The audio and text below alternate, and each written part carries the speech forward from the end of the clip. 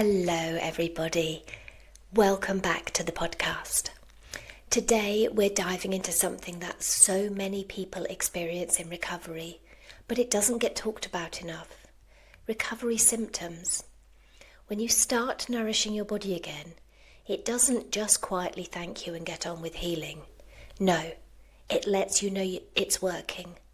And sometimes these signs can feel scary, confusing, or even make you question if you're doing recovery wrong.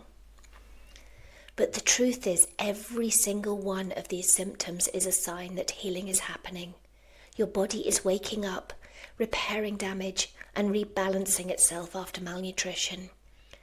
And the more we understand what's happening, the less overwhelming these symptoms can feel. Because there's so much to cover, I've decided to split this into 2 episodes. In this first part, we're going to break down some of the most common physical symptoms, like exhaustion, digestive issues, bloating and edema, why they happen, how long they might last, and what you can do to ease the discomfort whilst staying on track. So if you've ever worried that feeling worse before you feel better means you're doing something wrong, stick with me, because I'm going to show you why these symptoms are actually proof that you're healing. Let's get into it.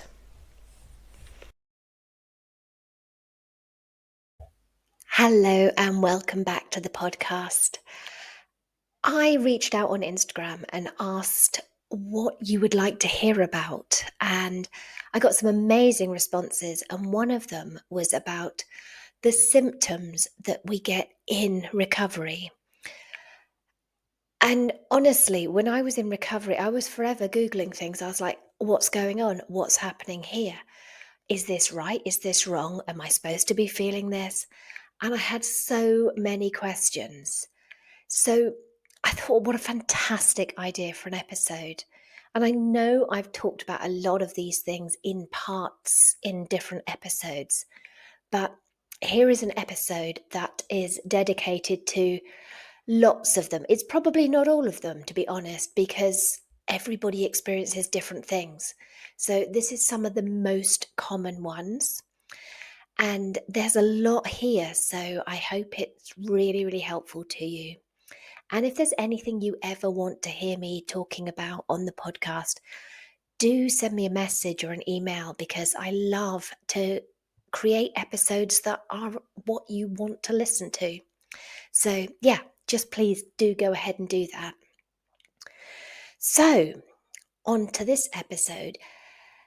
When you start nourishing your body again, it doesn't just quietly thank you and get on with healing. No, it lets you know it's working. And sometimes those signs can feel scary, confusing, and even make you question if you're doing recovery wrong. The truth is, every single one of these symptoms is a sign that healing is happening. Your body is waking up, repairing damage, and rebalancing itself after the malnutrition. So in this episode, I'm going to break down 15 of the most common recovery symptoms, why they happen, how long they might last, and what you can do to help yourself and try and ease some of the discomfort whilst staying on track with recovery. So the first one that I think most people get, and I certainly had it so much to the point where even just having a shower would make me want to go back to bed because I just felt so exhausted. So it is complete exhaustion. You wake up feeling just as tired as when you went to bed. Even small tasks like getting dressed, making food, holding a conversation can feel overwhelming. Your limbs feel heavy, your mind foggy, and no amount of sleep seems to make a difference. It's a deep, bone-crushing exhaustion that makes you wonder, how come recovery is making me feel worse? So if we think about what your body has been through for months or quite possibly years or even decades, it's been running on empty, desperately trying to keep you alive with the little energy it had. It shut down non-essential functions to conserve energy. Digestion, temperature regulation, hormone production, even emotional processing. Meanwhile, your nervous system was on high alert, flooded with stress hormones, keeping you in a constant state of fight or flight just to push through the day. And now, in recovery, everything is starting to shift. Your body no longer needs to survive on adrenaline. It no longer needs to ration energy. Instead, it's redirecting every ounce of energy towards repairing the damage, restoring muscle, rebuilding organs, strengthening bones, balancing hormones, healing your gut, and repairing your nervous system. And that's a huge amount of work happening beneath the surface. So what do you feel? Complete and utter exhaustion. Because instead of keeping you wired on stress, your body is finally allowing itself to rest. It's basically saying, now sit the fuck down and let me get on with the healing. How long it lasts is different for everyone. Some people might feel the worst of it in the first few weeks, other people for months. If you've been malnourished for a long time or pushed through extreme fatigue for years, your body might need even longer to recover. Mine certainly did. The best way to get through it is don't fight it. Your body is tired for a reason, and pushing through will only slow down the healing process. So what can you do to help yourself? Rest, rest and rest some more. It's not lazy, it's essential. Say no to the guilt. Your worth is not tied to how much you do. And keep eating. Food is fuel, and your body needs a steady supply to rebuild itself. If you notice that caffeine makes you feel more jittery or on edge, you might want to experiment with reducing it and see how your body responds. Some people find that without caffeine, their energy levels feel more stable. Others don't. See what works for you. That's just an experiment. And embrace slowness. Nap when you need to. Sit down more. Let yourself relax without judgment. And most importantly, trust the process. Your body wants to heal, and this exhaustion is proof that it's doing that. Okay, the next one is digestive issues. Bloating, trapped wind, constipation, diarrhea. Your stomach feels swollen and uncomfortable, like you've swallowed a balloon. You might be burping more, dealing with painful trapped wind, or feeling uncomfortably full, even after a normal-sized meal. Maybe you swing between constipation and diarrhea, or your digestion feels completely unpredictable. You might even be wondering, am I eating too much? Am I doing something wrong? So why does this happen? Your digestive system has been through a lot. When you were restricting, your gut slowed down to conserve energy. It wasn't getting enough food to process, so it became sluggish, producing fewer digestive enzymes and reducing muscle contractions in the intestines. Gut bacteria, those little microbes that help digest food, are also affected by malnutrition. Now that you're eating more, your digestive system is waking up, but it's not an instant process. Think of it like a car that hasn't been driven in years. When you turn the key, the engine splutters, the gears grind, and things take time to run smoothly again. The same thing is happening in your gut. Here's what's going on. With bloating and trapped wind, your intestines are stretching and adjusting to processing regular food again. Changes in gut bacteria can also create gas as they rebalance. With constipation, your gut muscles became weak from the lack of food and need time to regain their normal contractions. With diarrhea, if your gut bacteria were depleted, your intestines might struggle to properly absorb nutrients at first, leading to those loose stools. Pain and discomfort. Your digestive system is quite literally rebuilding itself after being underused for so long. So how long is this going to last? Well, digestive discomfort is very common in early recovery and can last anywhere from a few weeks to a few months, depending on the severity of restriction. For some, bloating and constipation might start improving after a few weeks of consistent eating, while others experience lingering gut issues as their microbiome slowly rebalances. The key here is patience. Your body is adapting and it will find its rhythm again. I mean, I literally never thought I would I thought I had IBS actually. I thought I had just permanent digestive issues. And for me, it was probably even more than those few months. But it does pass. So how you can help yourself is by keeping eating regularly. Skipping meals will only slow down the healing. Consistency is key. Hydration is essential. Water helps move food through your system and helps prevent constipation. Gentle movement can help. Notice the word gentle there. A really slow walk or some light stretching can aid digestion, but no compensatory exercise. Think of that classic room full of old ladies doing yoga with all the farting going on. That stretching is moving the gas through their bodies. So just think of that like the really gentle movement. But try not to overthink it because your body's not broken and it's not forever. Stressing about the digestion often makes symptoms worse because anxiety can absolutely give you digestive issues as well. Avoid cutting out foods unnecessarily. It's tempting to blame specific foods for bloating, but restricting them can actually prolong the digestive issues, and variety helps your gut adapt. If you think things like dairy, you have to have specific enzymes to digest them.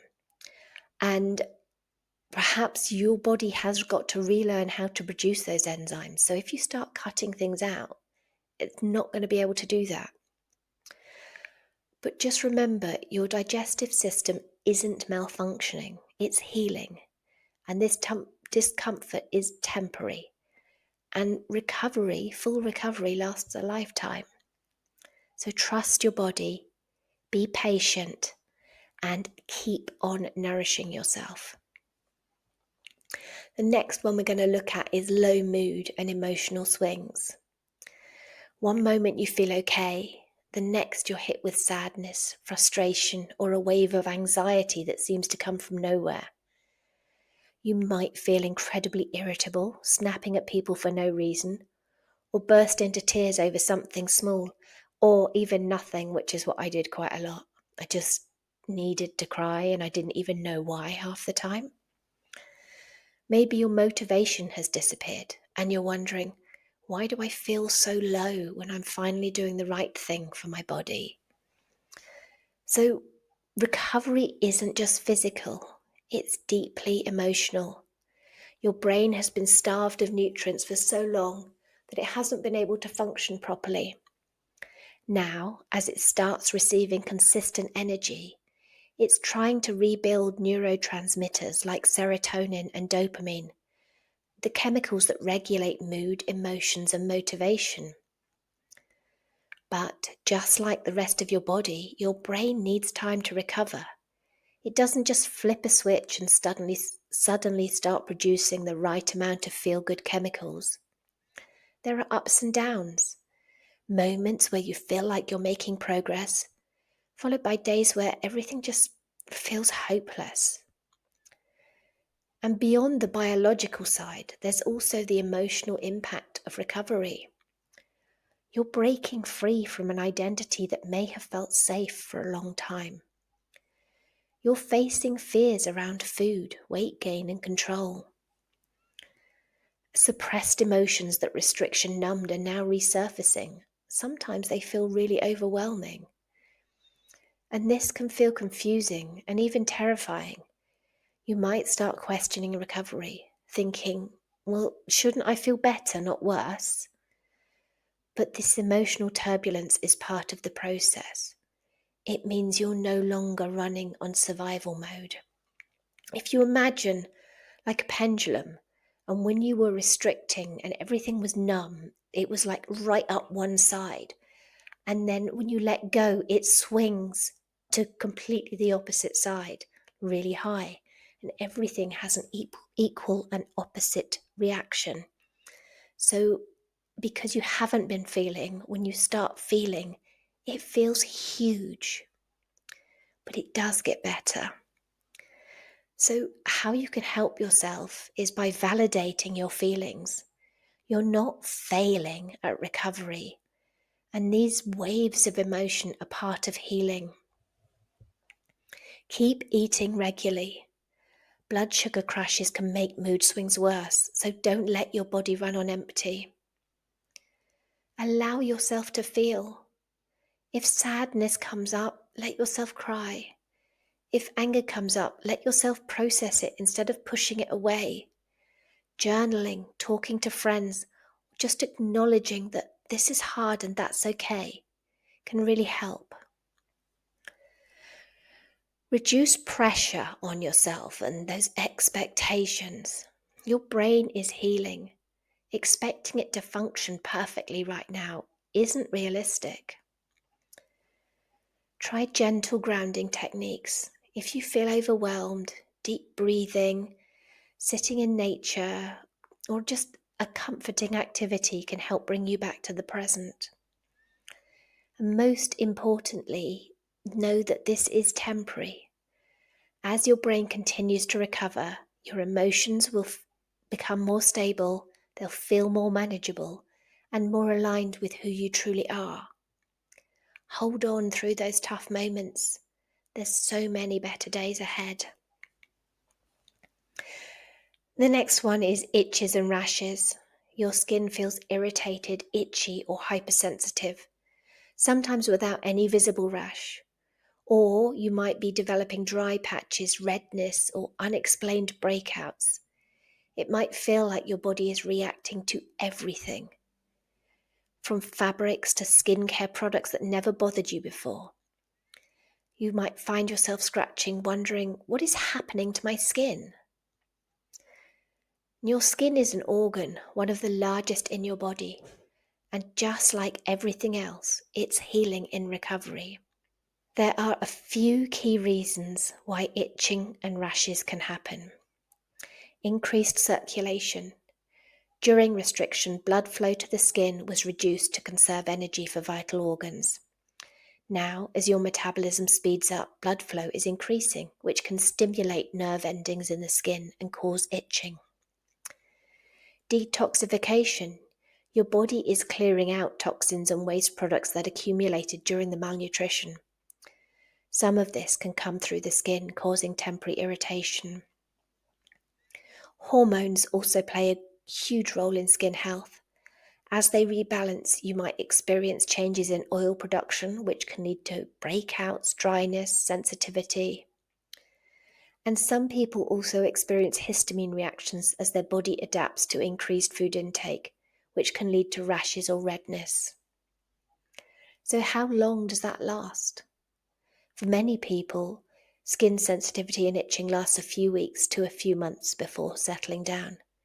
If you've been severely malnourished, it might take longer for your skin to fully recover and regain its natural moisture balance. You can help yourself by staying hydrated. Your skin needs water to repair itself.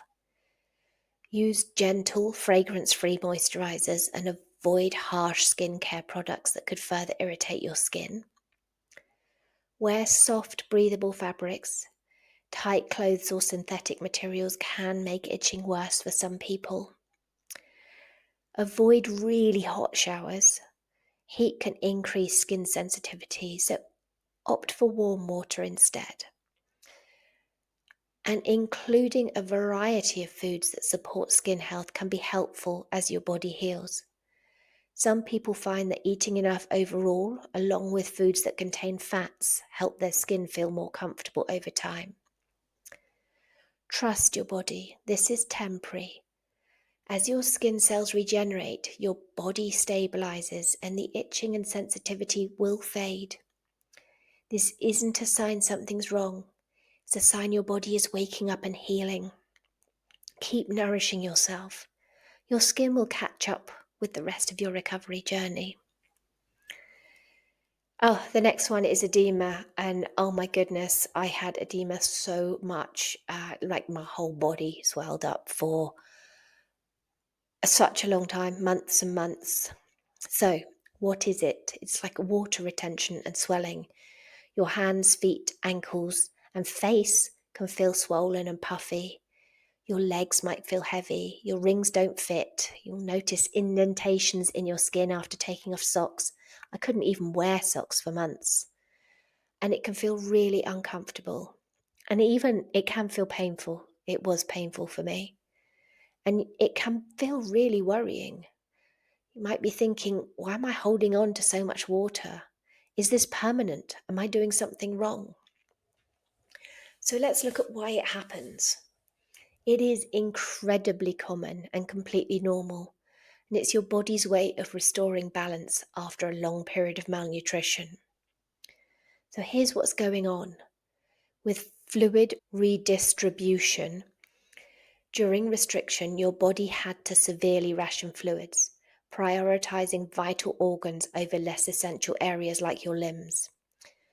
Now that nourishment is coming in, your body is trying to rehydrate itself and restore normal fluid balance. But in the process, it sometimes overshoots. Low albumin levels. Albumin is a protein that helps regulate fluid levels in your blood. Malnutrition can cause low albumin, leading to temporary water retention as your body adjusts. And there are also electrolyte shifts. When you start eating more, your body has to relearn how to regulate sodium, potassium, and other electrolytes, which can cause temporary swelling. And recovery triggers shifts in hormones like aldosterone and cortisol, which influence fluid retention. How long can it last? How long is a piece of string? Really, edema can last anywhere from a few days, a few weeks, a few months, depending on the severity of malnutrition and how consistently you're eating. I mean, I think I had it for about 18 months. It often fluctuates. Some days it's worse, some days it seems better, but it always resolves when the body fully heals and trusts that nourishment is consistent. So how to ease it is do not restrict food or fluids. Cutting back on food or water will only prolong edema because your body will think it's being deprived again. If it feels comfortable, light movement like some gentle stretching can help circulation. Elevate your legs if they're swollen. Propping your feet up when sitting or lying down can help relieve discomfort. I mean, I've spent so long lying on the sofa with my feet like up the back of the sofa. It was the only way my feet would not hurt. And you just have to do what you need to do. Wear comfortable clothes. I can't stress this enough. Tight shoes, socks, waistbands can make swelling feel so much worse. I literally just had like really loose dresses on and stuff. Couldn't bear anything around my waist. I couldn't wear socks. And trust the process. Your body's not broken. This is a normal, expected phase of healing. And I also want to say here, edema is not fat gain. It's just water, and it does go away when your body stabilizes. The best thing you can do is keep eating, keep resting, and just let your body do its job. It knows what to do. Your body is healing, and this is actually proof that it's working. The next one is heartburn and acid reflux, which is a burning sensation in your chest or throat after eating. It might feel like food is coming back up, or you might experience a sour or bitter taste in your mouth. Some people feel pressure in their chest, which can be unsettling, making you think, is something wrong? Why is my digestion suddenly so uncomfortable? When you were restricting, your digestive system slowed down significantly to conserve energy. Your stomach produced less acid because there was less food to break down, and your intestines weren't working at full capacity. Now that you're eating more, your stomach is trying to keep up with the increased food intake, but it takes time to regulate acid production and digestion. So your stomach isn't used to processing regular meals again, and at first it may overproduce acid. And you may have weakened digestive muscles. The valve between your stomach and esophagus may be weak after prolonged restriction, which allows acid to rise up more easily. And your gut microbiome is still balancing, and this can impact digestion and acid levels. And this can last, again, a few weeks to a few months as your digestive system readjusts. Some people notice improvement within weeks. For others, it takes longer for their stomach acid to stabilize. How you can help yourself is to keep eating consistently. Skipping meals actually makes it worse, as an empty stomach can produce excess acid. If big portions feel really uncomfortable, you can have smaller but much more frequent meals, and your stomach will strengthen over time. You cannot allow that to be a reason for cutting down on food though, so you still need to eat enough. Avoid lying down right after eating. Give your body some time to digest before you lie down. Stay hydrated, but don't have massive amounts of liquid with meals. Just kind of sipping throughout the day is better. If you're experiencing discomfort after eating, you might find it helpful to take your time with meals and let your body adjust at its own pace. Some people also notice that certain foods feel easier to digest than others, but this often changes as recovery progresses. Over time, your body will become more comfortable with a wide variety of food again. And most importantly, this is not a sign that you should eat less or change your recovery approach. It's just another part of the healing process. As your digestion stabilizes, this will pass and your body will learn to handle food comfortably again. Keep trusting your body. It's figuring things out.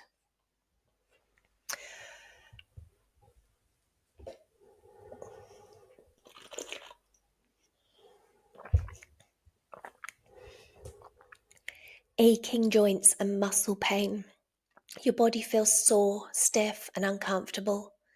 Your joints ache like you've done an intense workout, even when you haven't.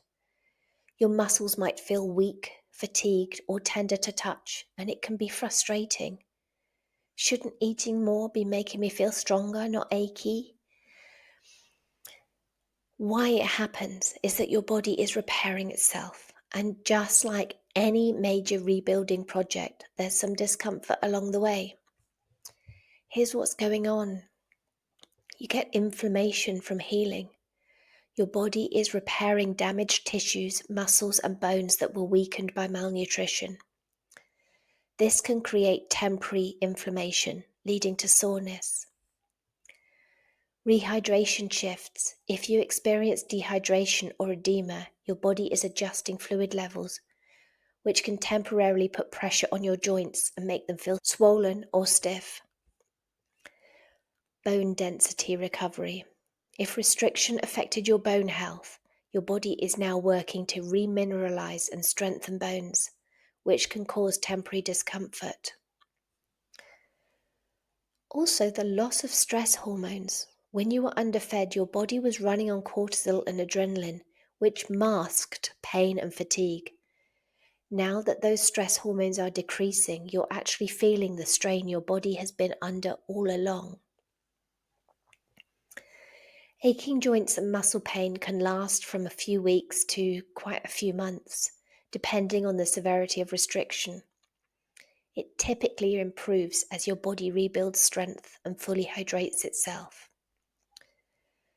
So rest as much as you need. Your body's working hard to heal. Respect its signals. Stay warm. Heat packs, warm baths, wearing extra layers can help with stiffness. Gentle stretching or movement if it feels good. Slow, non-strenuous movement can help keep your joints from feeling too stiff, but don't force it. Hydrate well. This helps reduce inflammation and supports muscle recovery. A gentle massage, foam rolling if it's comfortable, I know it can be painful, or even just rubbing sore areas can help increase circulation and ease discomfort.